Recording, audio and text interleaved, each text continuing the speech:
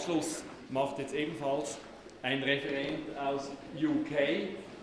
Ich begrüße Rufus Pollock. Er ist Direktor der Open Knowledge Foundation. Ein Namen, den Sie sich merken sollten. Ich sage gleich, wenn Sie sich irgendwie ein bisschen näher mit Open Government Data oder überhaupt Open Data oder Open Knowledge beschäftigen möchten, finden Sie nur schon auf der Website dieser Foundation unzählige Ressourcen und hilfreiche Informationen. Rufus Pollock ist auch Mitglied des Transparency Boards, wenn ich das richtig sehe, und in dem Sinne auch ein Pionier für Open Government Data. Rufus Pollock, Open Data, what, why, how? We're looking forward to your speech. Thank you. I just also wanted to say, if there are spare seats, I see a load of people having to stand up. If people did want to sit down, if everyone shuffled along, then there could be, I don't know. Okay. No one's taking up that option. Okay. So I'm going to talk about open data, what, why, how. I'm aware that I'm between everybody and the end of a long day, a long, intense day. So I just want to say a quick word about the Open Knowledge Foundation. We're a not-for-profit. We were founded in 2004, and we build communities and tools to help people create, use, and share open information around an open knowledge commons. And we have working groups in a whole bunch of areas, from data-driven journalism to open government data. The open government data working group we have is over 500 members, and people from basically almost every country in the world who work on open government data. You can find that on okfn.org/working groups. And we build tools like CCAN, this data hub software that powers DataGov UK. And we do stuff like open spending, which is about spending data, mapping all of the world's spending data on a grassroots way. And we also run things like the Open Data Challenge, community stuff. And if you're around Berlin next week, there's going to be lots and lots of people in Berlin for the Open Knowledge Conference, which we run each year, which will be lots of people from policymakers to data geeks. So one thing I think you're probably aware of, I am aware of in this area, is that things are moving quite fast. So up here, 2.5 years ago, I remember running, in fact, about 3 years ago now, 2.5 years ago, running an event in London, and about 20 people turned up, a couple of civil servants, other people, and we kind of were talking about how there were all these data sets we wanted that weren't really available. And there were almost no government data initiatives. And now, this is something we run this plot, actually, the Open Government Data Working Group helps run a Google Docs where we list everything that we know about. And I don't know, I think this is even out of date. There's something in Thailand and India now and so on, and Brazil I was in a couple of months ago. But it's just exploded in the last year and a half. And so, really things are happening very quickly right now. And I want to start off just by saying, when I say open government data and open government initiatives, open government data initiatives, what exactly do I mean? And it's important to be precise here, because you could turn around and say, well, hey, government statistical agencies, for example, for a long time have had data up online or available, and governments have published things on their websites for a very long time. So why am I saying 2.5 years ago, and why do I say open government data? So I want to start by kind of saying, what do I mean by open?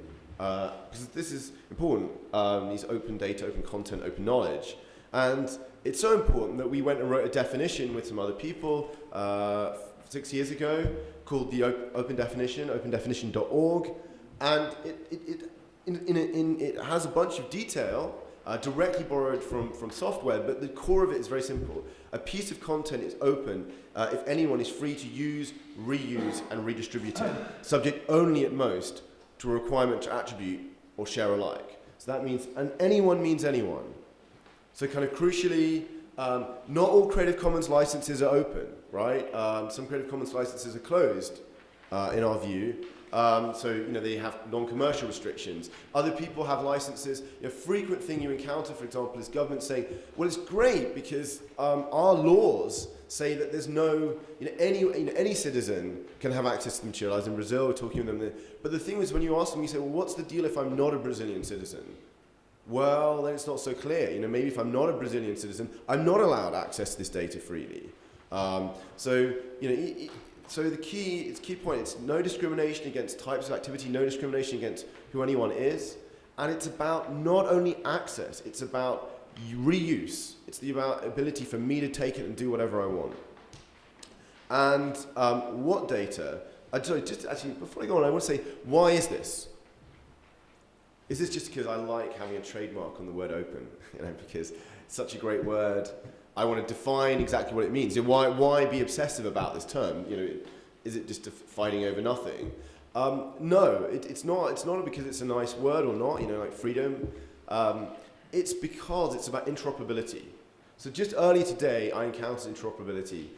Very fundamentally, I arrived and I have an adapter. I even have bought an adapter for French sockets, but one it doesn't work in Swiss sockets, right? There's this special kind of sunken thing that and so I had spent a whole bunch of time to find someone with an adapter, right, to just get my power supply to work. And that's interoperability, right? That's the ability of things to work together. I encountered a lack of interoperability. My computer could not interoperate with the power supply system in Switzerland, right? And that's a very common thing we encounter in our world, and we can know the power of interoperability. It means that wherever I go, at least in the UK, when I go to someone else's house, when I'm in the UK, I don't need to take an adapter with me. You don't go to everybody's different house and think, my God, I'm going to go there and none of my devices are going to work. And the key point about openness is that a lot of the power and interest in open material is about the fact that we can mix things together, that we can bring together a lot of different material and do things with it. And that's about interoperability of data. And what the open definition guarantees you is if you license your material in a way that is compatible with the open definition, and we have a list of compatible licenses, you are guaranteed that that those different data sets are interoperable. So when you come along and say, my stuff is open data in the sense of the open definition, and someone else comes to me and says, my stuff is open data, I don't need to get a lawyer. I just know it's okay that I can use those two data sets together, right? So, what data? I just want to say in this, when we talk about open data, I'm sure we're a very informed audience, but it does come up, we're not talking about personal data. We're not talking about people's individual health records getting put up online for everybody to read, right? Not everybody's tax records up online, although there are certain countries in the world that do that, unbelievably. I was very surprised, but it happens. But it's basically non-personal data. It's data, geodata, statistics, electoral, legal. Of course, there's some subtlety. Things like property registers tend to be public information. Who owns a piece of property? So that kind of data is already public, even though it does have some personal information. Maybe someone's name, maybe their address. That data is already public, so there would be no problem with it being open, i.e. free for anyone to use, reuse, and redistribute. So it's open, non-personal data is the key thing. So why? I know Nigel, I missed his talk this morning, but I'm sure he will have talked a little bit about this. But I want to start off with a story, one story. So in 2002, someone living in Northern California, in something called Shasta County, who was a Catholic priest. By the way, he had an interesting earlier life. I mean, he'd worked in Las Vegas casinos, but he'd had a redemptive experience and become a Catholic priest. And he had pains in his chest, and he went into hospital. And the doctor, you see, I didn't know this, but you see a cardiologist. The cardiologist gave him an angiogram, and the cardiologist said, "My God, man, you're going to die tomorrow. You've got to have an operation right now." And he was pretty stressed out by this. Unsurprisingly, right? But he went home. He said, "Look, I just want to go home, get some stuff." And he went home, and he called his best friend, who he'd worked with in Las Vegas, and was still working in Las Vegas as an accountant. And his friend said, "Well, you've got to get even though it's really urgent, you should get a second opinion." And his partner, his friend's partner, was a nurse who worked in a hospital in Las Vegas with a cardiologist. So he said, "Come on, you will be able to spare 2 days. I'm sure that's the case.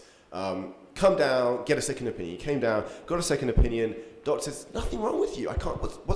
You're completely fine. Your heart is totally normal for someone of your age." And at this point, he was just a bit like, it'd been very stressful. He was just freaked out, he just wanted to go home. But his friend was like, "No, this is what went on. What on earth happened?" And his friend persuaded him to go in and see the medical center, Reading Medical Center. the actual CEO and say, look, what's going on? We think you should investigate this. And they were like, yeah, okay, whatever, and bye-bye. But this guy was kind of persistent and they kind of got annoyed about the way they got treated by the CEO. Most other people had just gone home. And he went and complained to the FBI about this because he was quite suspicious by the way they'd kind of been fobbed off. And it turned out after a bit of digging by the FBI, there were a lot of stories, no real evidence, but a lot of stories in this town that there was a lot of heart surgery going on. There was a kind of at the same time, by the way, a lot of people were proud. This center was like one of the top rated cardiological centers in the United States. Top rated in the rankings they did every year on mortality. This center was like at the top, okay? But the story was things like people would kind of informally say stuff like you get a flat tire in front of the Reading Medical Center, you end up with with triple heart bypass, and people were like, okay, and so they started digging, and they started becoming these stories that there were a lot of doctors, GPs in the UK, like primary care, when you first go and see your doctor, and they then have to refer you to the cardiologist. Some people had kind of doubts about what had been going on. And basically, after a year investigation, various other things, eventually they did a raid. It turned out that for about a decade, people had been being misdiagnosed by the cardiologist and then operated on by the surgeon. People who were completely healthy, and around somewhere between 1,000 and 1,500 people had been unnecessarily operated on. Some of them had died from complications that had happened to them from. Other people, one story is pretty terrible of a guy, basically his chest never knit back together properly when, they cut you open, and he was basically in permanent pain, and would be in permanent pain for the rest of his life. So this is one of the things, kind of terrible stories. But what's interesting is that looking back at the statistics, this center had been doing an incredible number of heart operations. If you looked at the data, for the area that it was in, it was doing an incredible number it was a complete anomaly. It had been doing an incredible number. I mean, of course, the story of this, by the way, why were they doing this? It was incredibly lucrative doing open heart surgery on people in the United States. Basically, Medicare, you get special payments. This was the most profitable hospital in this company's entire chain in the United States. The terrible story of this, by the way, is the doctors basically, they never got convicted ultimately, but they basically remained millionaires from what had happened. But the point was, if you'd been looking at that data for a long time, you'd have been sitting saying something weird is going on. And it also, of course, explained why they were so top ranked. Because if you operate on healthy people, your mortality rate is normally a lot better than when you operate on people who are genuinely ill. So my point of this story, though, is to say, that's the example. I'm not these things. There's a lot of these, and there's no guarantee that better access to data. But it's an example where that data is available, and it's getting available, and those kind of statistics. If someone, and it's a question of attention. We don't have enough people who are just in the special research doctors who spend their day doing it. To look at all of those kind of details, you need it's the kind of thing where it would have been someone from the local town if they had access. Someone who'd have been able to turn those suspicions into something a bit more concrete than, hey, it's a bit weird about the number of heart operations they do. You need this kind of broad access to data would be the kind of thing that might have flagged that up earlier. Again, I don't want to say it's a guarantee, but it's the kind of thing where you can imagine open data, a world in which every citizen is getting to look at that kind of thing, and that means that maybe 1 in a million citizens bother to look. But that's more than maybe the number of researchers that are looking, who are paid to do this, can look at this kind of data. The kind of scrutiny, the niche looking at things that could be transformative, that could have been called not after a decade, but after a year of unnecessary operations on people. So it's about better understanding, it's about better governance, it's about better research, it's about better economy. This is what open data is about. It's about helping us deal with this challenge, which is information complexity. The issue is that there are thousands of hospitals in the United States doing heart operations each year. There are all kinds of variables depending on what's the type of the population, the experience of your center. To spot those kind of anomalies requires quite a lot of information and quite a lot of scrutiny of different data sets. And the possibility is information technology, that for a mass participation in data, even a decade ago, even 15 years ago, just the set of data sets. I was actually looking up, Dartmouth published this great set of Atlas of Medical Statistics in the United States. Just the size of the data sets they have, I would not have been able to really deal with as an average citizen with an average laptop, if I'd had an average laptop 10 or 15 years ago. So it's this issue that we have both this challenge of information complexity, of looking for needles in haystacks, but also the possibility that someone like me or like you can have access to a large amount of data. Another example, I have the entire government UK spending data for the last year on my laptop. 2 million transactions that I can even analyze on my laptop. And I claim here that openness is key to dealing with the challenge of complexity and taking advantage of the potential of information technology. Because it's about scaling. It's about collaboration. So the point is we're weaving data together. Going back to the Reading Medical Centre, it's this issue that it's not just enough the mortality statistics. You need to know about the population. You need to know maybe about the doctors and their history. You need a whole bunch of material together. You need geodata. Almost everything you ever build needs geodata. You're weaving material together, and you're doing it to componentize. You'll need to break it up. You need to collaborate. We can't all be in one company. We can't all be in one government. We can't even be all in one government department, right? We need to break up these problems. We need to break up this data and work on it individually and sometimes separately or in different organizations, but we then need to bring it back together.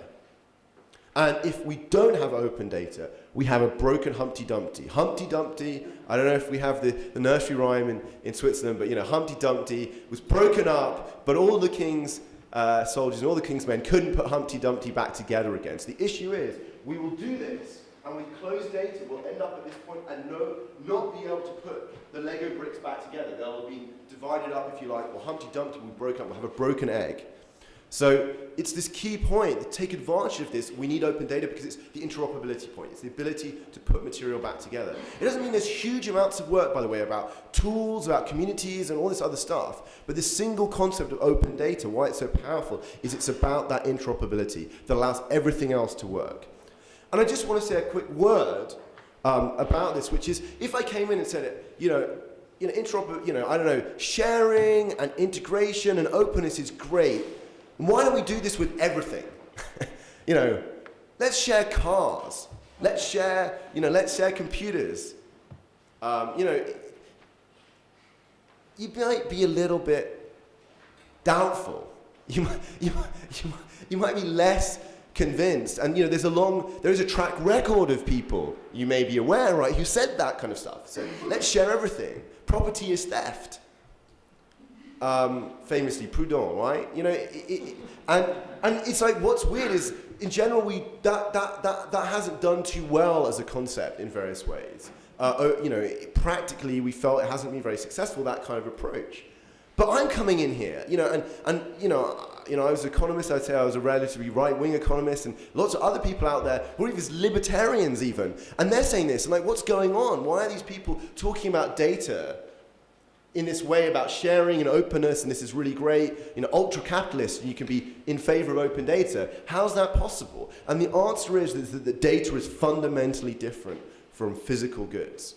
And by the way, that doesn't mean that everything has to be open. I'm not coming here saying, I'm from the Open Knowledge Foundation, but I'm not saying everything has to be, all digital material has to be open, but I'm saying, why does it make sense for me to come in here and even talk about it for stuff? I couldn't come in and say, government should just make all, why don't this make bread, all bread always openly available, the kind of miracle of the loaves and the fishes. But the miracle, that's the thing, the miracle of the loaves and the fishes from the Bible happens every single day in the digital domain.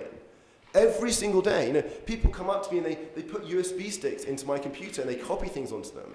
And they take them out. And it's amazing. They've just copied something almost instantaneously. And no one's surprised. But it's truly amazing in that way. And so giving me a copy of your car is a problem. Giving me a copy of your data isn't. It's fundamentally this thing about digital technology. It's very, very, very cheap to copy. And the point where I've got Thomas Jefferson up there is he said this famously back in 1807. He wrote in this letter saying, someone who gains an idea from me is like someone who lights a candle from mine. They gain light without darkening me. And that's a fundamental point. I don't lose something. When you take my shoes or my computer, I've definitely lost something. When I give you a copy of my material, I may have lost the ability to charge you, but I have not been diminished otherwise. I haven't lost the data. Now the key thing, I'm sure you've seen quite a few examples of these, of apps and so on. Innovation, product and services, the key thing, the why. The best thing to do with your data will be thought of someone else. That's why the open data is so important. It's about allowing other people to very quickly, very easily get hold of material from you and build useful things with it.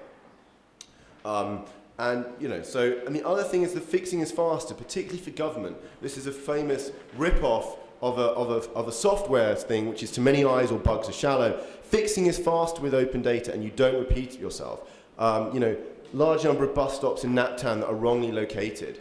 That could be so much more easily fixed if the material's open. If other people can edit and add to it. I'm not saying maybe the core data set, but maybe a copy of it, that they can edit that and then you can pull it back. Transparency and efficiency. So we talked about governance. I gave the example. You could think of the Reading Medical Centre, the coronary thing, as an example of transparency. But in a less dramatic sense, you can imagine that in government data all the time. There are going to be things where money, not even intentionally, is accidentally spent in the wrong way, or you spot a typo. You spot just even typos in government data. All that kind of transparency and accountability comes out of that. And in this thing, which is an app, we help where does my money go? Also, I think a part of it is also realizing that it's our state, it's our government, it's our money. There's often a sense that it's the other, but when we give this money, it's also about trust. It's not just about, hey, the government's doing bad things, it's also about us building greater trust in government. So how? One thing is just to start off in the open data. When I said at the beginning, the open definition, you do need to license strictly. A license can be a single sentence. It can say, you can do whatever you want forever with my data. That is a license, right? But often you want something a little bit better than that. You maybe want to disclaim or warranty. You want to say, you can do whatever you want with my data, but if you do something really stupid with it, or you hurt people, or that's your problem. Or it turns out I didn't even own this data because I didn't realize, that's your problem. That is your problem. That is things. So for example, Open Data Commons, which probably help do, has a bunch of licenses. You can just grab them. They say, here, you want an attribution license, you want a share alike license, here you go. But it's boring, but don't spend a lot of time. Don't get obsessed with licensing. I think it's really boring, but it's also really important. So you just want to deal with it and move on. And the other big point there is always, don't ask for a discussion about it, try and propose a license and say, does anybody object, right? Here's like get a catalog, but it's gone mini. So the idea is, you want a registry. You've got, particularly if it's government at the beginning and you're building some momentum, you want to list what data sets you're making openly available. Get a catalog. So DataGov UK, CCAN, whatever. Just get one. It can start off just being a website with a list, but do that. And also be strict. Only allow open data into your catalog. Don't start off with a catalog of all government data. Make it a cool club that people want to belong to. Right? And it's a really important thing because the UK did not have any policy mandate about open data when they started DataGov UK. They had no agreement from government formally that they would open up, or that they would generally open up data. It was something they managed to persuade people to do, and part of that was the coolness of DataGov UK. You don't have to be that cool often for civil servants, it turns out, right? Okay. So keep it simple. So one last piece of recommendation, I'm getting near the end here. Keep it very simple. Don't make it overly complicated at the beginning. Release as much data as you can, openly, as I said, even on the license. A single text line can be the beginning if you're worried about that. You're going to have to worry at some point about formats, schemas, all this other stuff, but start with what's easy. Don't get too hung up. Don't spend 2 years in a standardization process. Control and misuse. I don't know if this has been a thing, but data's always been misused. I really don't think it's an objection. I could go through that a bit more. And engage citizens and developers. This is crucial. Data is not valuable in itself. Open data isn't a good in itself. You have to have it used. Engage with citizens, developers, and businesses. Typo, I missed that out. But those are the key constituency. Just quick words on the future, because I think, in a way, we're solving the quantity problem. Maybe, I don't know, in Switzerland, but basically it's on a roll. I don't think it's going to stop now. We started OKF in 2004 and there was no data. And for ages we kind of pushing at this closed door, but now, in a way, it's just, are you going to get left behind? I mean, do you want to be left behind or do you want to be part of it? It's kind of, it's going to happen without you if you don't get on board, in a sense. So while I still think we need to go out and persuade a lot of people, I'm kind of starting to think, if you're looking ahead, we're solving the quantity problem, but it's about quality. So, what about data refining? You know, just as we refine oil, how are we going to do that thing? How are we going to have integrated data? And, you know, a big part of that, I think, the semantic web and linked open data, you know, in terms of the open standards that are out there, that integration and even the process around data refining, I think it's one of the, you know, the big ways to go right now is to think about this. I think at the same time you have to be pragmatic. I said this, be pragmatic, not fanatic. You know, pragmatism, not fanaticism about this. As I said again, be simple. You don't need to publish RDF as government, right? You can publish Excel spreadsheets, it's fine, right? But when we're moving on to this question of how we're going to do integration, how are we going to do data refining, that's when we're going to want to start to think about this. And tools and infrastructure, particularly for government and others, there will be lots of cloud service providers knocking at your door, you know, saying, hey, you know, come and run all your stuff, and that's fantastic. We need that infrastructure.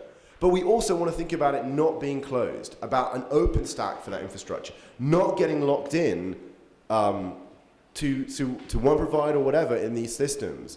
We also, if we're believing that one of the powers of open data is mass participation, if you start using a system that, you know, has $1 million entry level to it, it kind of cuts out citizen participation. You know? So you want to think about systems that are going to allow mass participation in this. Componentized, distributed, collaborative development of open data. How are we going to do that? So, okay, to wrap up, it's about the holy, I think for government and for general policymakers here, it's the holy trinity of innovation, efficiency, and transparency. Jobs and growth, community and governance. That is what we're going to be getting from this. It enables a read-write society. It's not government kind of the 1.0 version of government 1.0. I don't know, we're like 2.35 or whatever. Government 1.0 of going online was saying, hey, look at all this stuff you can come to our website and do.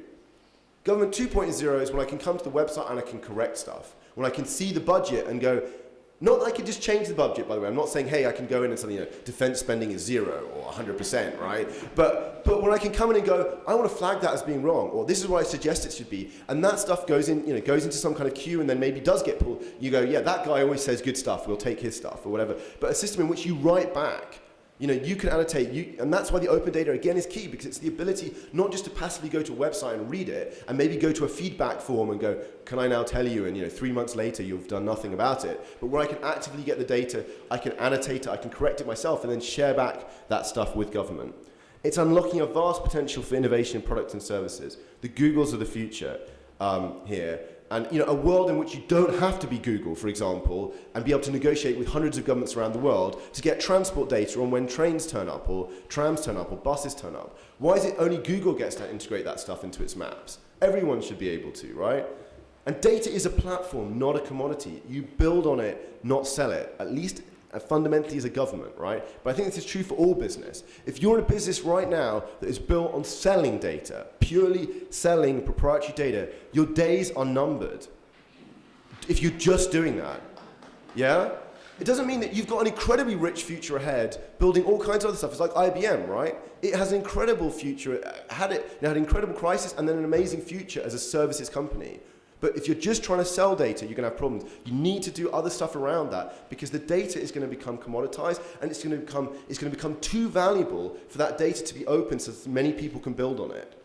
Because it's the ability for lots of people to come and enter that ecosystem that's going to make it rich. So the last thing is patience, right? We can see it coming, but it's like Gladstone and electricity. If you know the story, Gladstone came to the Royal Society, saw Faraday doing some demo with electricity, and Gladstone was like, it's kind of clever and, you know, fun to see the frog legs twitch or whatever, but this is never going to amount to anything practical, right? You know, electricity is just kind of, it's just a party trick. And Faraday was like, what's the use of a baby? A baby is not very useful when it's born. But it grows into something, right? It grows into something. And I think that's the point here, is that also be realistic. We're seeing an incredible number of apps. It's really exciting right now. But we're just seeing the tip of the iceberg of what open data and this kind of data sharing collaboration is going to allow. Thank you.